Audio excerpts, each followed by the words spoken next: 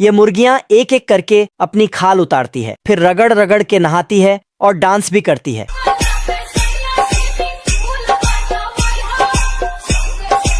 बत्तख उनको नई खाल पहनाती है। रोटी खा लो। उसके बाद बत्तख उन सबको खाना देती है। ये देना।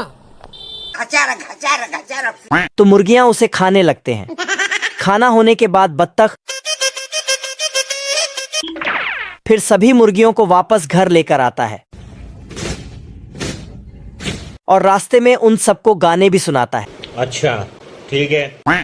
मुर्गियां घर के अंदर आती है तो बत्तख उनके लिए गाना बजाती है। मुझे जाने दो। गाना के साथ फुल जोश में तबला भी बजाता है।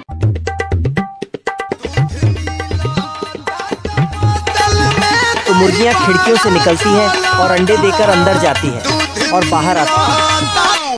बवाल चीज है बे। साला बत्तख जितना जल्दी जल्दी गाना बजाती है, मुर्गियां उतनी जल्दी जल्दी अंडे देती है। ये मुर्गियां तो बहुत ही टैलेंटेड है।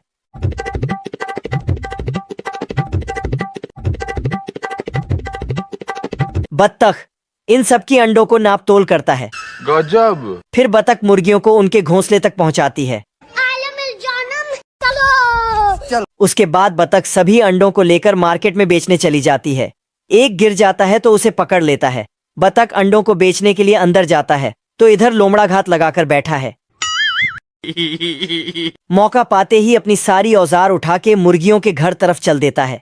फिर अपना औजार निकालकर छेद करने लगता है।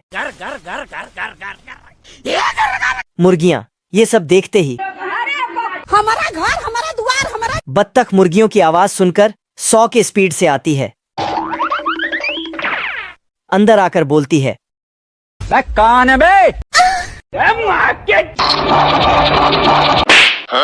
लेकिन बत्तख दौड़कर आकर देखा तो ये छपरी लोमड़ा है। अच्छा बेटे, टिकटॉकी हो। चुपके से आगे आता है और उसके थैले से कुछ निकलता है। लेकिन फिर वापस आता है तो इसके दिमाग में एक दो आइडिया आता है। बत्तख कुत्ते के पास आता है। हाँ भाई सुन ना, सामान लेके पहुँच और बंदे लोग को भी कॉल कर दे। मेरे को इस बार रिक्स लेने का ही नहीं है, बिल्कुल रिक्स नहीं लेने का है। लेकिन कुत्ता साफ साफ मना कर देता है। फिर सुअर के पास जाता है। अम्बा अम्बा अम्बा अम्बा कम्बा कम्बा। लेकिन सुअर अपने बच्चों को दूध पिला रही थी तो ये भी मदद करने से इनकार कर देती है। बेकार है भैया। फिर इसको तीसरा आइडिया आता है। भागते हुए जाती है और पानी में कूद जाती है। पानी के अंदर आके मछली से बोलती है, टूट गया मैं तो अब। ये कैसे हो गया? लेकिन मछली पानी से बाहर आ ही नहीं सकती थी तो मदद कैसे करती। तो वह अकेली छापरी लोमड़ा से मुकाबला करने जाती है। इधर लोमड़ा सभी मुर्गियों को पकड़कर झोले में भर रहा था। तभी बत्तख पीछे से आकर उसकी पूंछ खींचने लगती है। अबे साले।